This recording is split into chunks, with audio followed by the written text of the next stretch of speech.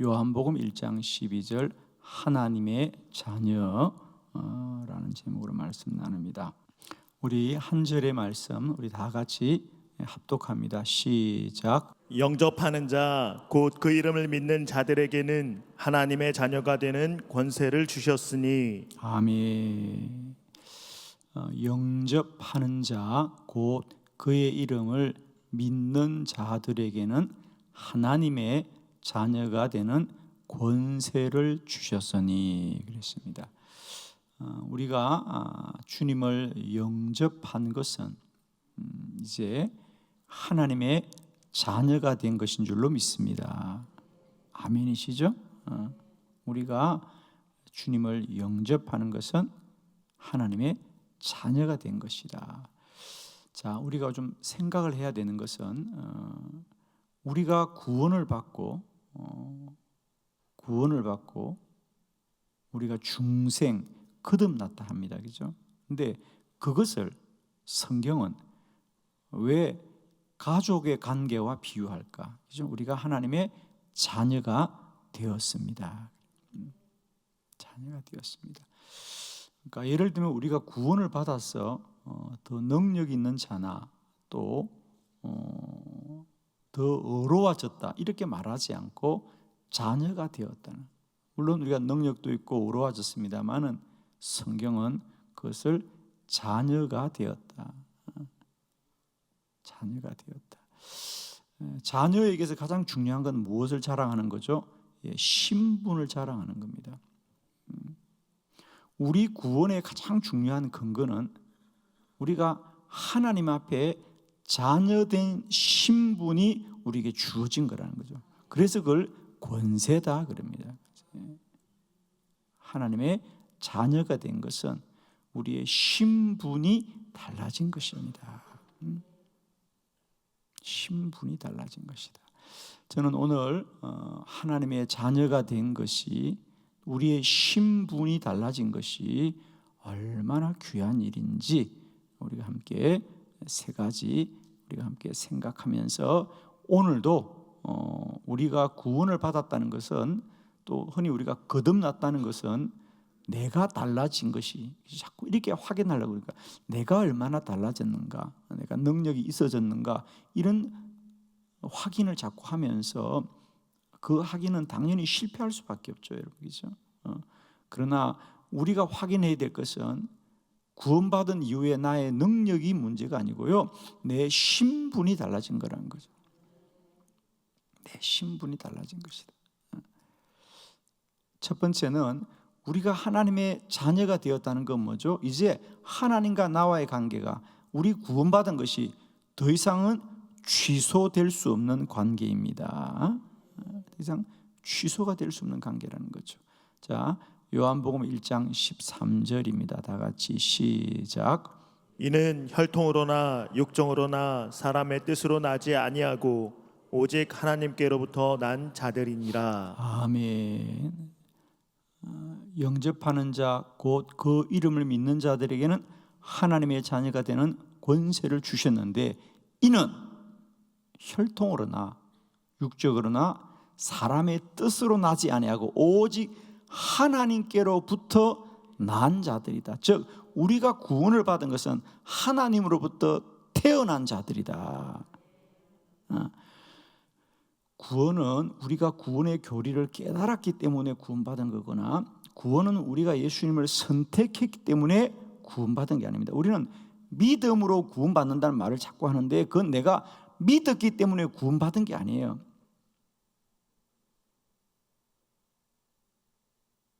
우리는 자꾸만 그런 생각을 합니다. 내가 예수 믿는다, 내가 믿었다라고 말하는데, 성경이 주목하는 것은 그러면 세상 사람들이 다 믿어야 될 터인데 왜 어떤 사람은 믿고 어떤 사람은 믿지 못하느냐? 우리가 오직 믿음으로 구원을 받는다는 말은 구원의 방법, 내가 믿었기 때문에 구원을 받았단 말이 아니고, 구원이 얼마나 가치 있는가를 말하는, 구원의 가치를 말하는 거라고 제가 말씀드렸습니다. 그죠? 그러니까 우리가 성경에서 믿음으로 구원을 받았다는 얘기는 행위로 구원받지 않았다는 반대 말이에요. 그러니까 지금까지 유대인들은 율법을 지켜야만, 할례를 받아야만, 유대인으로 태어나야만 구원을 받는다고 주장하는 것에 관련하여 성경은 그렇지 않다. 구원은 누구나 오직 믿음으로만 구원을 받는다.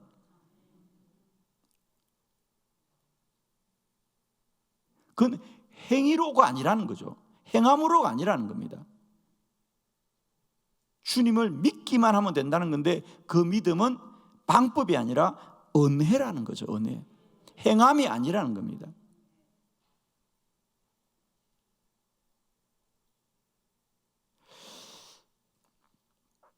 그래서 그것은 하나님이 우리에게 전적으로 베푸신 은혜, 즉 하나님께로부터 나온 거라는 거예요, 여러분.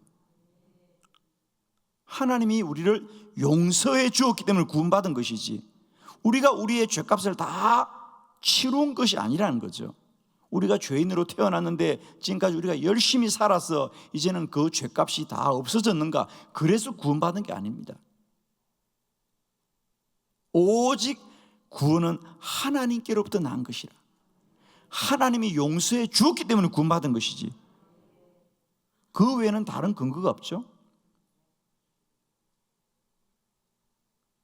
그러므로 우리는 하나님이 전적으로 은혜를 베푸셔서 구원받은 것이기 때문에 우리는 하나님께로부터 난 자들이다, 그렇게 말하는 거죠. 하나님의 자녀는 취소가 될 수 없는 거예요. 이제 한번 구원을 받으면 그 구원은 취소되지 않는다. 우리가 아무리 좋은 집안 가문에, 아무리 좋은 가문의 집안에, 아무리 좋은 혈통의 집안에 태어난 자녀들이라도 완전하다? 불완전하다? 불완전합니다, 여러분. 좋은 가문에 태어난 자녀라고 그들이 바르게 사는가? 그렇지 않습니다. 그런데 중요한 것은, 그러면 그 자녀가 좋은 가문에 태어났는데 그가 흠이 있다고 넌 우리 가문의 자손이 아니다라고 할 수가 없는 거예요. 가족으로 태어난 것은 취소될 수 없어요, 그죠? 우리가 어떤 모이면, 우리가 어떤 동호회를 만들거나 우리가 어떤 회원제를 만들어서 하다는 꼭 뭘 만듭니까? 우리 중에 뭐 이런 사유가 있는 사람은 앞으로 회원권을 박탈한다. 그건 법으로 만들 수 있죠, 그죠? 그러나 가족의 관계는 태어난 것이기 때문에 아무도 그 관계를 끊을 수가 없죠. 예, 끊을 수가 없습니다.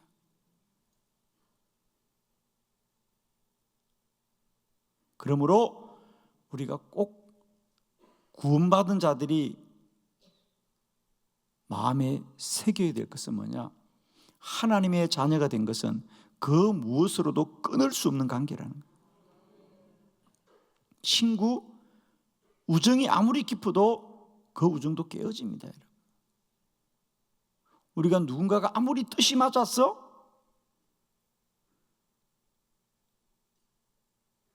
어떤 선한 일을 도모하더라도 그 뜻도 언젠가는 갈라집니다, 그죠? 갈라져요. 우정도 갈라지고, 우리가 아무리 가까운 사이라도 이해관계가 갈라지면 갈라지는 거예요, 여러분들. 그러나 그 무엇으로도 가족의 관계는 끊을 수가 없습니다, 그죠?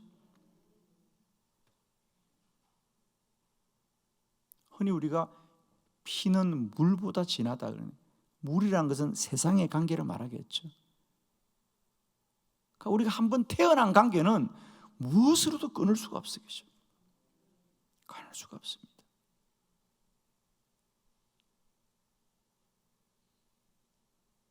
가족의 관계는 다시는 취소될 수 없는 것처럼 우리가 하나님의 자녀가 됐다는 것은 다시는 그 관계가 취소되지 않습니다. 우리의 구원은 영원한 구원입니다, 여러분.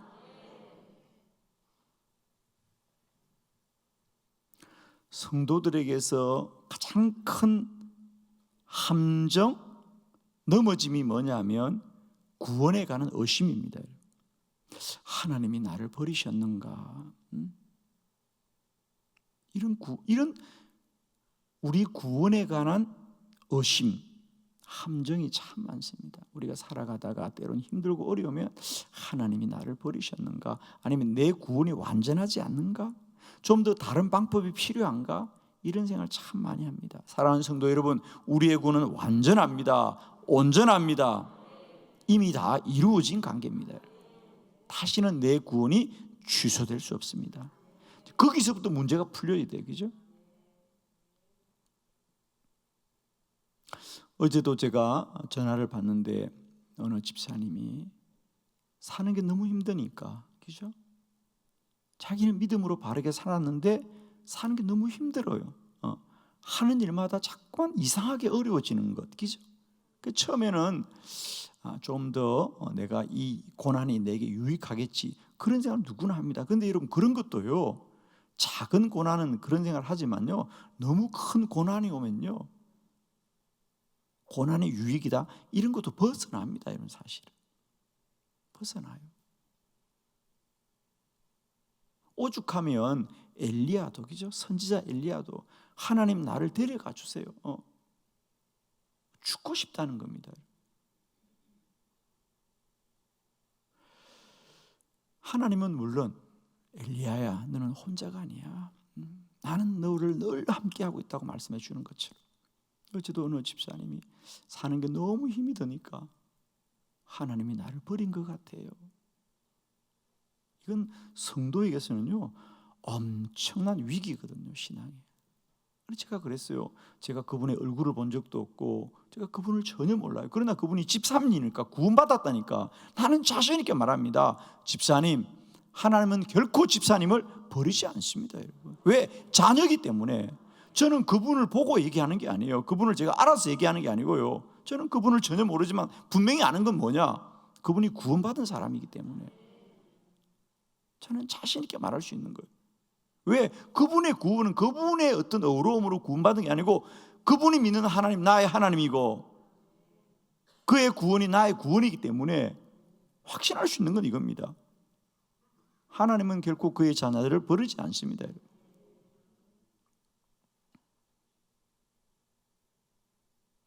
어느 전쟁 영화에 그런 게 있잖아요. 제가 제목을 잊어버렸는데, 전쟁통에 가족들이 막 흩어지는, 그죠? 한 어린아이가 부모님을 잃어버려서 울고 있는 거예요, 그죠? 아이야, 어떻게 된 거니? 아이야, 어떻게 된 거니? 예,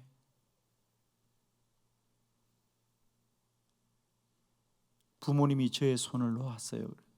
그래서 헤어졌다는 거예요. 그래서 그분이 그럽니다. 아이야, 절대로 부모님은 아이의 손을 놓지 않아. 만일 그분이 너의 손을 놓았다면 그분은 너의 부모가 아닐 거야. 그런 얘기합니다. 그렇습니다. 부모는 절대로 자식의 손을 놓지 않습니다. 자식은 부모의 손을 놓을 수 있어도 말입니다. 그죠? 부모는 절대로 여러분, 그렇죠? 부모는 자식의 손을 놓지 않아요. 여러분. 오늘도 하나님이 저와 여러분의 손을 붙들고 있다는 걸 꼭 기억하시길 바라요. 두 번째, 자녀의 관계는 뭐냐? 가장 사랑하는 관계가 자녀의 관계입니다. 에베소서 1장 5절 다 같이 시작. 그 기쁘신 뜻대로 우리를 예정하사 예수 그리스도로 말미암아 자기의 아들들이 되게 하셨으니. 아멘. 그 기쁘신 뜻대로 우리를 예정하사 예수 그리스도로 말미암아 자기의 아들들이 되게 하신 게 구원이라는 겁니다. 자기의 기쁘신 뜻대로. 여러분, 참 재미있더라고. 저는요, 그런 풍경이 왜 이렇게 비교가 되는지 몰라요. 여러분, 여러분 집안에도 다 우리 아이들이 다 태어났어요, 그죠? 지금은 때로 좀 속을 썩여도 걔가 태어날 때는 다 우리가 웃었어요, 그죠? 네, 그냥 그렇게 말. 그놈이 태어날 때도 웃었어, 우리, 그죠? 그렇죠? 집에 자식이 태어나면 부모들이 울어요, 웃어요?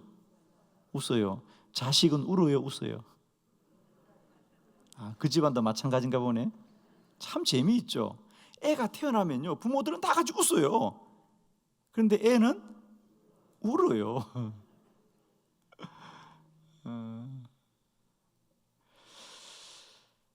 가족의 부모에게서 자식이라는 건요, 절대적으로 사랑스러운 존재입니다, 여러분. 아멘이죠? 절대적으로 사랑스러운 존재예요. 그가 누구시라도 말입니다. 그가 누구라도 무조건적으로 사랑이죠. 아니, 세상에 제가 아들이 셋인 거 아시죠? 좀 슬픈 눈으로 봐요. 아들만 셋이래요, 저 사람이. 제가 우리 막내가 태어날 때, 그때는 아이를 가지고 있어도 병원에서 아들인지 딸인지를 말해주지 않았어요. 그때는 또 그런 게 유독 엄격했어요. 그죠? 몰랐어요, 정말 저희는. 그러면 아들 둘을 가지고 또 셋째를 가진 부모는 그 뱃속이 아들이면 좋겠어요, 딸이면 좋겠어요? 그죠? 여러분도 뭐 다 딸이면 좋겠죠, 그죠? 근데 이제 아내가 분만실에 들어갔어요. 뭐 저희가 잘 아는 병원에, 그죠? 제가 늘 예배를 드리고 하는. 그래서 그 의사들이랑 간호사들은 우리가 너무 가까워요. 간호사가 나를 너무 잘 아니까 내가 늘 그 병원에서 예배를 인도했고, 제가 그 병원에서 이제 원목으로 사역을 했기 때문에 너무 우리가 가깝죠. 우리 사정을 너무 잘 알죠. 목사님에게 아들이 둘이 있다는 거, 그리고 셋째는 딸이면 참 목사님과 사모님이 기뻐할 거라는 걸 아는 거죠, 그죠? 아내가 분만실에 들어갔다 애가 앵하고 태어났어요. 간호사가 저를 보러 나온 거예요. 저게 이제 뭔가 전해줘야 될 거 아닙니까, 그죠? 딸인지 아들인지. 간호사가 슬픈 표정으로 그러는 거예요. 목사님, 어떻게 해요? 그래. 난 애가 뭐 잘못 나온 줄 알았어. 목사님 어떻게 해요? 그래. 왜요? 그러니까 아들이에요. 그래. 간호사는 무척 슬퍼하면서 나에게 아들이라 그러는데 나는 슬펐을까 기뻤을까? 기뻤어요. 저는 뭐라 할렐루야 그랬어요. 할렐루야 그랬어요. 얼마나 기쁜 얘기죠. 간호사는 아들인 것이 몹시 안타까웠지만 저는 아들도 기뻐요. 왜? 내 새끼니까, 내 자식이니까. 여러분, 자식은 아들 딸도 상관없고, 때로는 말입니다, 그 자식이 세상에 허물을 가지고 있어도 부모는 그 자식의 편을 드는 겁니다. 아멘이죠, 여러분. 세상 사람들은 아들이냐 딸이냐 가지고도 안타까워하지만 부모는 아들 딸이 상관없어요. 무엇이든 내 자식이면 사랑스러운 거고, 그 자식이 혹 세상을 살다가 허물을 가져도 세상 사람들은 손가락질해도 부모는 자식을 사랑하는 거죠. 우리 하나님은 우리를 사랑하십니다. 그 기쁘신 뜻대로 우리를 예정하사 예수 그리스도로 말미암아 자기의 아들들이 되게 하신 것. 부모는 그 자식이 아들 되는 것이 절대적인 기쁨입니다. 하나님은 우리를 무조건적으로, 절대적으로 사랑하시는 줄로 믿습니다. 가장 사랑하는 관계가 자녀와의, 부모와의 관계입니다, 여러분. 우리는 그런 사랑받는 사람들입니다, 여러분. 오늘도 저는 우리 모두가 이 하나님의 사랑으로 가득하시기를 축복합니다. 세 번째, 우리가 자녀가 된다는 건 뭐냐? 모든 것을 용서하는 관계이다. 에베소서 2장 1절 다 같이 시작. 그는 허물과 죄로 죽었던 너희를 살리셨도다. 아멘. 그는 허물과 죄로 죽었던 너희를 살리셨다. 우리가 구원을 받은 건 말입니다, 우리가 죄를 지어서 죽을 것 같은 사이가 아니고요, 이미 죄를 얼마나 지었으면 그 죄 때문에 죽었던 자들이에요. 그러나 그런 허물도 하나님은 용서하여 주시고 우리를 자녀 삼아 주셨습니다. 사랑하는 성도 여러분, 왜 우리 성경은 우리가 구원을 받았다는 이야기를 이렇게 강조하려고 할까? 아마 여러분 때때로는 그런 생각이 들 겁니다. 야, 우리가 구원받으면 더 능력 있게 살아요. 우리가 구원받으면 뭐 이런 말을 좀 많이 할 것 같은데, 왜 우리 성경은 인간의 가장 근본의 문제를 죄 용서받았다, 당신의 죄가 용서받았어요, 예수님은 당신을 허물과 죄로부터 살려주셨어요. 부모와 자식 간의 관계에서 가장 세상의 관계를 뛰어넘지 못하는 게 뭐예요? 자식은 부모로부터 모든 것을 용서받는 관계입니다. 세상 사람들은 그 자식을 죄인이라고 재판해서 감옥에 가둬도 부모는 그 감옥을 찾아가는 게 부모입니다. 세상 사람들은 누가 뭐라 그래도 내 새끼는 부모가 용서하는 거예요, 여러분. 아멘이시죠, 여러분? 사랑하는 성도 여러분, 복음은 왜 우리에게 하나님은 예수 그리스도로 말미암아 당신의 죄를 용서했고 여러분은 용서받았다는 것, 이것이 왜 중요한지 아세요, 여러분?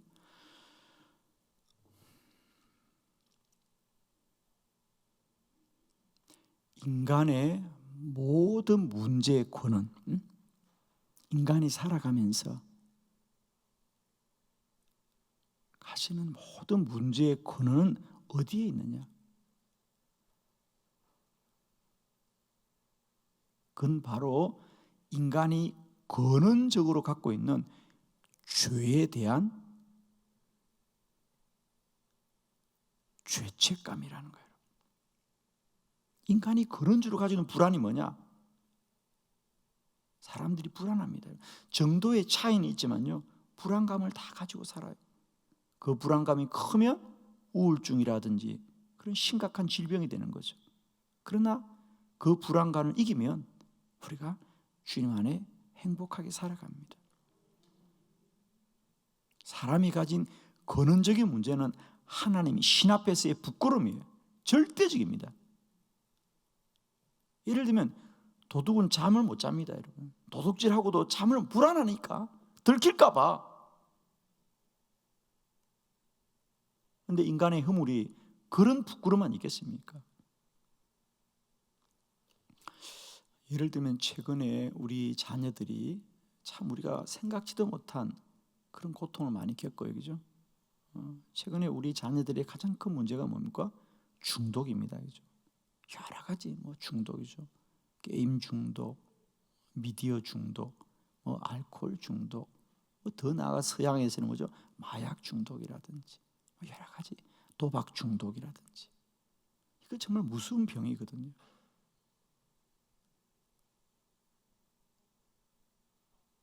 왜 사람들이, 우리가 생각하면 의의가 없잖아요, 그죠? 저는 정말 의의가 없어요.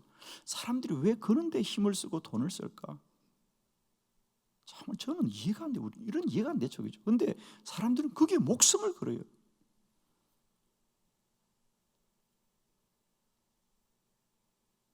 우리가 그런 충격적인 뉴스도 봤어요, 그죠? 어느 젊은이가 PC방에서 컴퓨터 게임을 며칠 동안 하다가 죽었어요. 알고 보니까 굶어서 죽었대요, 그죠? 영양실조로 죽었대요. 며칠 밤을 그 게임에 중독해가지고 자기도 모르게 거기 빠지다 보니까 먹는 걸 잊어버린 거죠, 그죠? 먹는 걸 잃어버린 거예요, 여러분. 영양실조로 죽었다는 거예요. 우리는 이해할 수 없지만 정말 저는 그런 게임 같은 건 정말 저는 하고도 돈을 준다고 해도 못하겠어요. 우리는 그런 거죠. 그걸 왜 하고 있는지 이해가 안 되는데 그분들은 그게 목숨 거는 거거든요. 왜 그런 잘못된 현상이 나타날까? 심리학자들이 말하는 건 그거예요, 여러분. 중독은 다 그들에게 마음에 상처가 있고 죄책감이 있기 때문이라는 거죠. 뭔지는 모르지만 그들이 근원적인 불안감이 있는 거예요. 죄책감이 있는 거예요. 그러니까 그걸 이기려고 그것을 대신할 수 있는 무언가에 몰입하는 거예요. 그러면 그 순간만이라도 다 잊어버리는 거죠. 잘못된 몰입감이죠. 그런데 우리는 자꾸만 그런 것을 나쁘다는 윤리로 접근하니까 그 사람들이 극복이 안 되는 거예요. 세상 사람들은 자신들을 손가락질하죠. 나쁜 거죠, 당연히. 그러나 우리가 나쁘다는 것만으로만 해결되지가 않는 거예요. 무엇이 해결되어야 됩니까? 죄책감이 용서받아야 돼.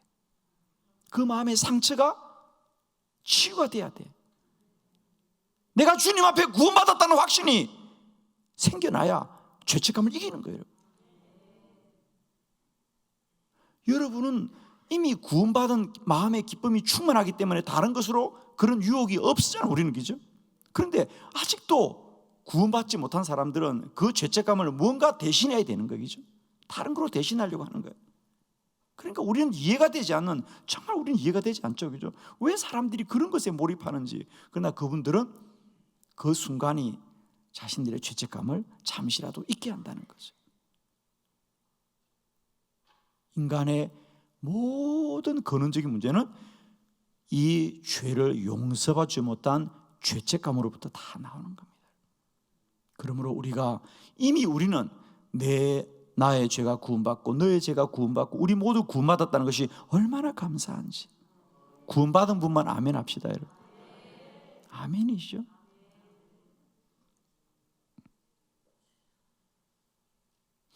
우리가 세상에 가장 귀한 걸 가진 사람은요, 더 이상 귀한 게 눈에 들어오지 않아요. 여러분도 그렇죠? 여러분도 가장 귀한 걸 가지면요, 덜 귀한 건 남한테 나눠줄 수 있는 거죠. 이거 가져라, 이거 가져라. 좋은 게 있으니까.